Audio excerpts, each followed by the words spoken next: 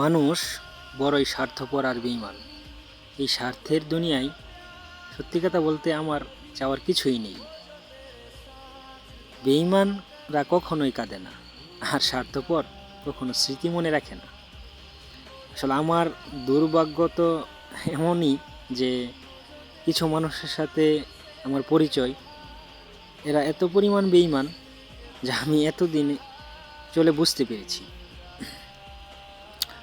আসলে হুমায়ুন আহমদ একটি কথা বলেছিলেন, সবাই তোমাকে কষ্ট দিবে, তোমাকে শুধু এমন একজন খুঁজে নিতে হবে যার দেওয়া কষ্ট তুমি সহ করতে পারবে। আসলে দুঃখ মানুষের জীবনে একটা ব্যক্তিগত, কিছু কিছু দুঃখ আছে, মানে দুঃখ মানুষের জীবনে একটি ব্যক্তিগত গান যা মানুষের নিজে ছাড়া অন্য কেউ শুনে না। এটা আসলে বাস্তব কথা। যদিও আপনার মতের সাথে আমার নাও মিলতে পারে, তবে এটা আমার মানে ব্যক্তিগত মত থেকে আমি বলছি।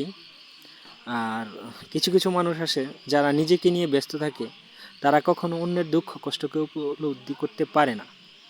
আমি কাউকে কখনো বলি না যে আমার দুঃখ কষ্টকে বুঝতে চেষ্টা করুন, কারণ আমার আসলে দুঃখ কষ্ট বা ভালো থাকা সব কিছু আমার নিজের মধ্যেই। আমি আসলে ব্যক্তিগতভাবে কারোর সাথে বিষয়গুলো শেয়ার করতে চাই না।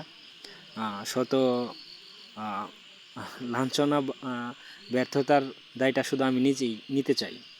এর কারণটা হচ্ছে আমি তো আসলে জেনে শুনে হয়তো বা কোনো মানুষের ক্ষতি করেছি খুব কমই মনে হয়। তবে আমার ক্ষতিগুলো আসলে অনেক মানুষ ইচ্ছাকৃতভাবেই করছে।